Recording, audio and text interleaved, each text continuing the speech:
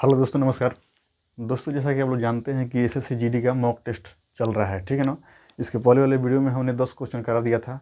आज से हम 11 से शुरू करते हैं। 20 टोटल क्वेश्चन पूछता है जीडी में, 20 क्वेश्चन आता है। तो चलिए 10 क्वेश्चन आज देखेंगे, ठीक है ना। चलिए शुरू करते हैं। जैसे क्वेश्चन आपको दिख रहा होगा, एक वस्तु का अंकित मूल्य 1850 रुपये है।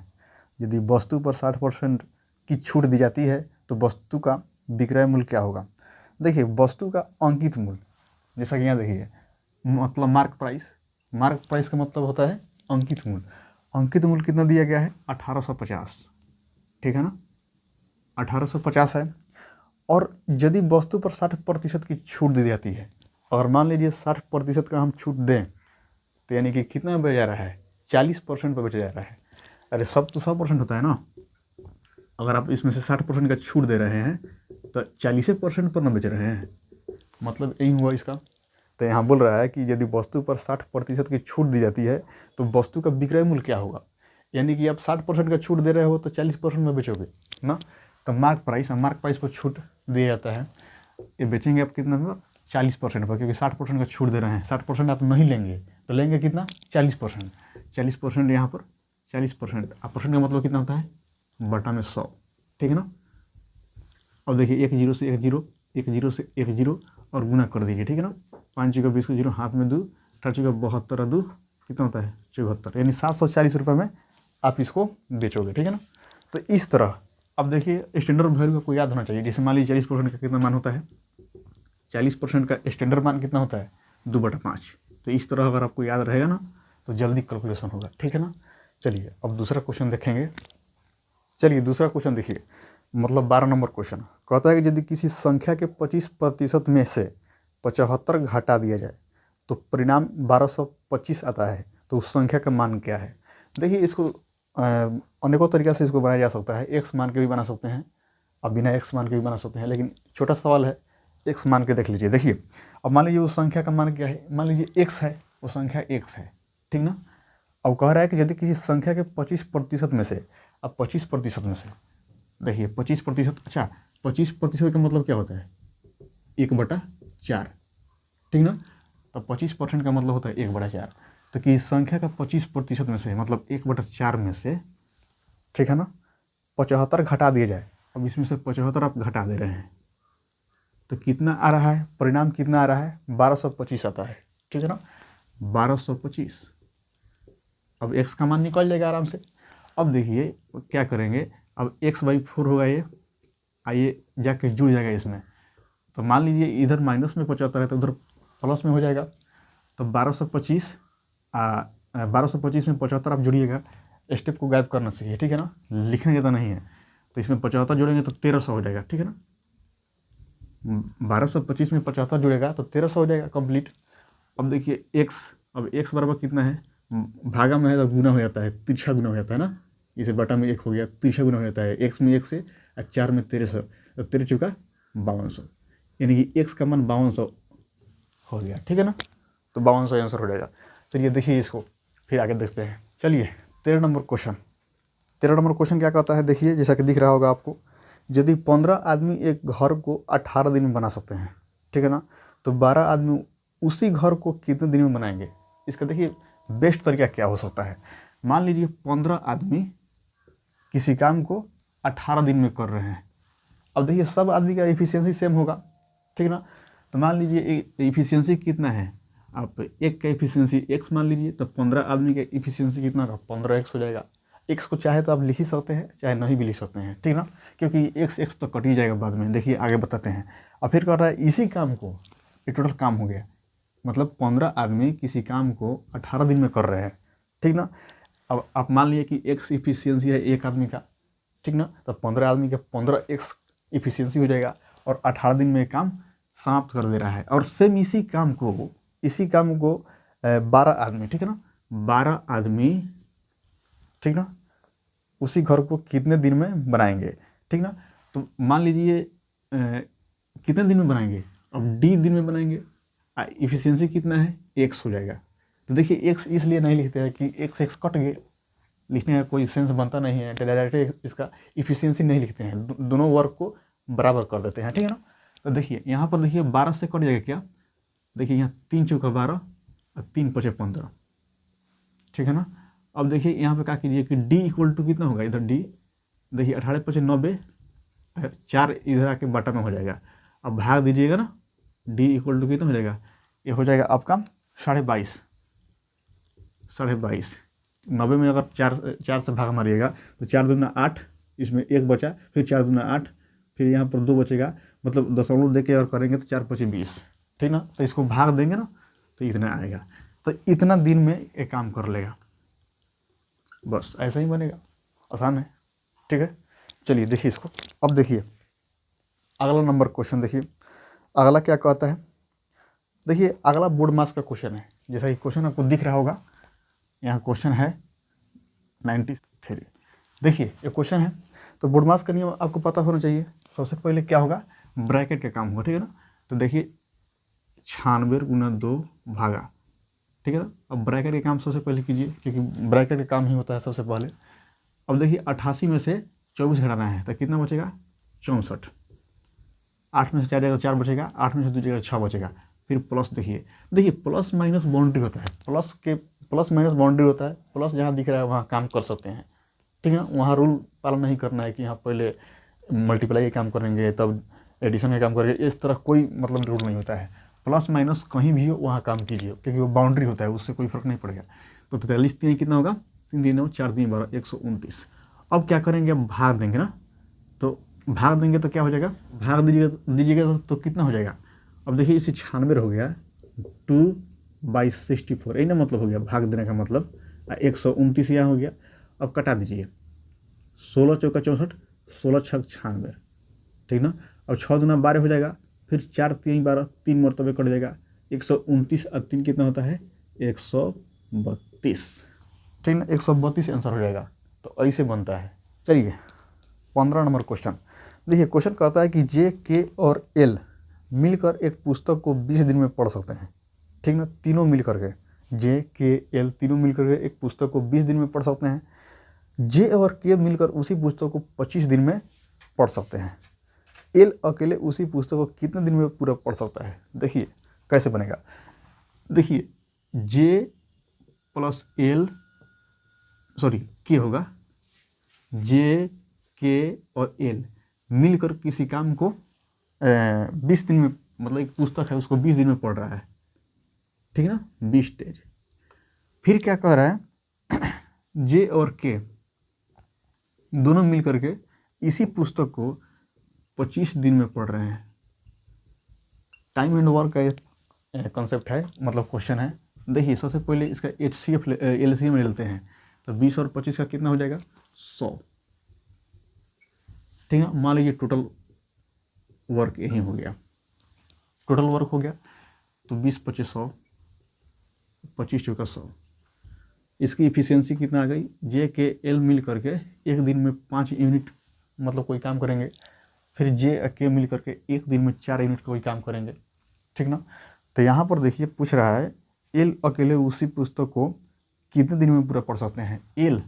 अब देखिए एल कितना, तो जे प्लस के कितना है, 4 है। इफिशियंसी जे और के मिल करके 4 यूनिट कोई काम कर रहा है, ठीक ना। तो मान लीजिए जे प्लस के ये हमारा 4 यूनिट हो गया। तो अब बताइए यहाँ टोटल तो 5 है, तो ये कितना रहा होगा, एल 1 रहा होगा, तब ना तीनों मिलकर के 5 करेगा, 4 और 1 5, तो निकल गया एल का इफिशियंसी कितना आ गया, 1 आ गया। एल का इफिशियंसी 1 आ गया।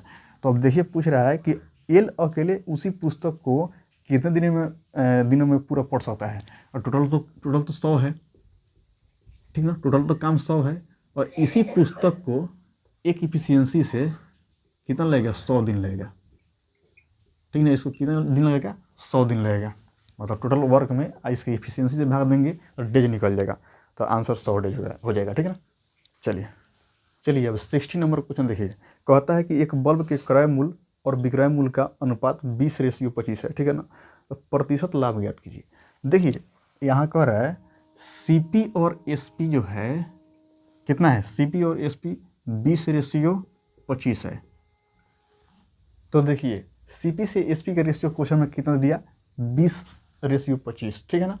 तो मान लीजिए ये CP हो गया, ASP हो गया, मतलब 20 रुपये का चीज़ 25 रुपये में बेच रहे हैं, ठीक ना। तो ये बताइए कितना आपको फ़ायदा हो रहा है। फ़ायदा कितना हो रहा है, 20 का चीज़ 25 में बेचेंगे तो 5 का प्रॉफिट होगा ना। टोटल कितना पर, CP को बेस मान के हम प्रॉफिट निकालते हैं ना। तो 5 का फ़ायदा हुआ 20 पर, तो 5/20 अब गुना 100 कर देंगे तो परसेंट निकल जाएगा, प्रॉफिट परसेंट निकल जाएगा। तो 20/25 100, ठीक ना। अब 5/25 यानी कि 25% प्रॉफिट इसको हुआ होगा, ठीक है ना। तो इस तरह निकलेगा, ठीक है। देखिए इसको, तो देखिए 17 नंबर क्वेश्चन कहता है कि मोनिल की मासिक आय में 18% की कमी होती है। मोनिल की मासिक आय में 18% की कमी होती है, ठीक है। उसकी मासिक आय में लगभग कितने प्रतिशत की वृद्धि होनी चाहिए ताकि वह फिर से उसकी वास्तविक मासिक आय के बराबर हो जाए। देखिए क्वेश्चन देखिए, अब मान लीजिए मोनिल की मासिक आय कितना है, मान लेते हैं कि 100 है, ठीक है ना। 100 कि हाँ मोनिल की मासिक आय 100 है, 100 यूनिट है। अब देखिए इसमें कह रहा है कि 18% की कमी हो गया, तो बताइए तो अब इनकम कितना हो जाएगा, 82। 100 का 18% 18 होता है, और फिर 100 में से 18 हटाएंगे तो 82 बचेगा। तो यानी कि अगर ये इस इनकम में अगर 18% की हम कमी कर देंगे तो 82 हो जाएगा। ये आपको पता होना चाहिए, 82 हो गया, ठीक ना। अब जब 82 हो गया तो पूछ रहा है कि अब फिर इस इनकम में कितना हम बढ़ा दें कि ताकि फिर पहले वाला जो मासिक आय है 100 है वहीं आ जाए। तो क्या करेंगे यहाँ देखिए 82 में 18 बढ़ाना पड़ेगा, इसको बेस मानेंगे बटा 82 गुना 100, इतना परसेंट बढ़ाइएगा तो फिर से वास्तविक इनकम आ जाएगा। अब काट दीजिए, जैसे मान लीजिए यहाँ क्या कर सकते हैं 241 और 2 9, तो कितना हो गया 900 बटा 41%, ठीक ना। इसको भाग देंगे तो लगभग में देखिए, लगभग में पूछ रहा है 41 दूना 82, ठीक ना, 8 बचा।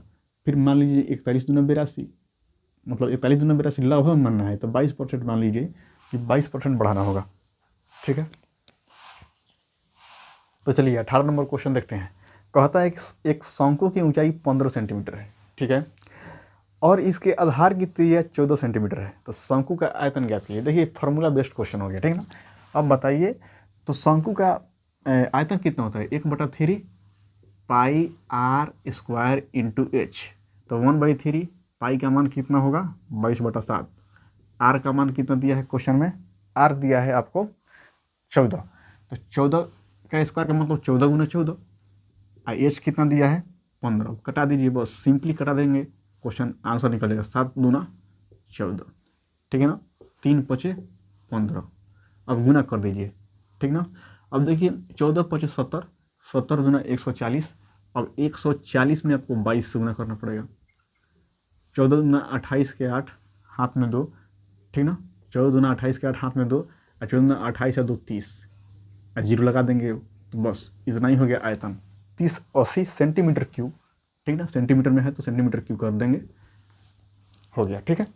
चलिए देखिए तब तक इस 1 लाइन में क्वेश्चन आता है जीडी में, ठीक है। देख लीजिए वीडियो, पूरा समझ में आ जाएगा। कहता है कि 19 नंबर देखिए, एक व्यक्ति ने साधारण ब्याज पर 3% की वार्षिक दर पर एक निश्चित धनराशि उधार दी, ठीक है। 3% की वार्षिक दर पर मतलब 1 साल में 3% ब्याज ले रहा है साधारण ब्याज पर, ठीक ना। 25 वर्षों में प्राप्त ब्याज उधार दी गई धनराशि से 600 रुपये कम है। उधार दी गई राशि ज्ञात कीजिए। देखिए यहाँ समझिएगा, एक व्यक्ति ने साधारण ब्याज पर 3% की वार्षिक दर पर एक निश्चित धनराशि उधार ली। अब पता नहीं है ये कितना धनराशि उधार ली, 3% वार्षिक दर पर मतलब 3% 1 साल में लगेगा ब्याज। 25 वर्षों में ब्याज जो है, अच्छा बताइए 25 वर्षों में ब्याज जो है उधार दी गई धनराशि से 600 रुपये कम हो जाती है। जितना उधार दिया गया है, तो उधार तो पता नहीं है ये कितना है, उधार दी गई राशि से कितना हो जाता है 600 रुपये कम हो जाता है। तो उधार दी गई राशि ज्ञात कीजिए। अच्छा बताइए उधार दी गई राशि कितना होगा, अपने आप में 100% होगा, ये तो क्लियर है। तो इसमें देखिए कि 3% वार्षिक दर पर है और 25 वर्षों तक, तो ब्याज टोटल कितना हो गया 25 वर्षों तक, 1 वर्ष में 3% ब्याज, तो 75% ब्याज हो गया टोटल। अब क्वेश्चन क्या कह रहा है कि जो ब्याज है ना उधार दी गई धनराशि से, ठीक ना, 600 रुपये कम है, माने जितना उधार हम दिए हैं उससे 600 रुपये कम है जो ब्याज है। देखिए 100% तो ब्याज 100% तो दिए थे, मतलब उधार किसी को, ये 75% ब्याज आ गया, तो ये कम कितना है, मतलब ये 75% है, ये ज़्यादा कितना है, तो कहेंगे 25% ज़्यादा है, ठीक ना। जबकि क्वेश्चन में कह रहा है कि 600 रुपये क्या है, एक कम है, ये वाला कम है इससे, और जबकि ये कम कितना है, 25% कम है, तो 25% का वैल्यू 600 हो गया, ठीक है ना। अब क्या करिए कि अब पूछ रहा है कि उधार दी गई राशि, तो 100% उधार दी गई राशि थी, तो इसमें डायरेक्टली 4 से गुना कर देंगे, सिंपली निकल जाएगा, यानी कि 100% का वैल्यू निकल जाएगा। 100% का वैल्यू कितना हो गया, 6 चौका 2400 रुपये, बस यही हो गया। 2400 रुपये ब्याज, सॉरी उधार दिया गया था, ठीक है। चलिए देखिए इसको, देखिए लास्ट क्वेश्चन। एक मिश्रण में पानी और दूध का अनुपात 8:21 है। देखिए वाटर और मिल्क, एक मिश्रण में पानी और दूध का अनुपात 8:1 है, और 8 पानी है तो 21 यूनिट क्या है, दूध है, ठीक है ना। यदि इसमें दूध पानी से 26 लीटर अधिक है तो मिश्रण में दूध की मात्रा कितनी होगी। देखिए दूध जो है ना पानी से कितना ज़्यादा है, इस क्वेश्चन में देखिए इसमें तो ज़्यादा कितना लग रहा है, मान लीजिए 8 से कितना ज़्यादा है, तो घटाएंगे तो कितना हो जाएगा, 20 में से 8 जाएगा तो बचेगा 12, यानी कि 13 यूनिट क्या है, ये ज़्यादा है। ये 8 और 13 कितना होता है, 8 3 11 21। तो इस क्वेश्चन में दे रहा है कि जो मिल्क है ना वाटर से कितना ज़्यादा है, 21 ज़्यादा है। इस क्वेश्चन में 13 ज़्यादा हो गया, 21 में से 8 घटा देंगे तो 13 ज़्यादा हो गया। लेकिन क्वेश्चन में कह रहा है कि 26 लीटर ज़्यादा है। अरे इस हिसाब से मिल्क जो है कितना ज़्यादा है, 13 यूनिट ज़्यादा है। ये 8 है, ये 21 है, तो कितना इसमें से घटा देंगे तो ये निकल लेगा 13। यानी कि इस क्वेश्चन में है कि मिल्क जो है वाटर से 13 यूनिट ज़्यादा है, जबकि क्वेश्चन में कह रहा है कि इसमें दूध पानी से, यदि इसमें क्वेश्चन में कह रहा है यदि इसमें दूध पानी से 26 लीटर अधिक है, तो 26 लीटर अधिक है तो पूछ रहा है तो मिश्रण में दूध की मात्रा कितनी होगी। वो दूध की मात्रा निकालिए, दूध की मात्रा कितना है, मिल्क कितना है, 21 यूनिट। अब बताइए, अब 1 यूनिट का वैल्यू कितना हो गया, 2, 13 दूना 26, तो आप 21 यूनिट का वैल्यू निकालिएगा तो इधर से 21 गुना कर लीजिए, 21 दूना 42 लीटर हो जाएगा। किसका, ये मिल्क का जो मतलब अथी है, मतलब वॉल्यूम या आयतन या मात्रा 42 लीटर हो गया। तो इस तरह क्वेश्चन बनेगा। देखिए जीडी में जो भी क्वेश्चन आता है वन लाइनर फार्मूला बेस्ड होता है, आसान होता है।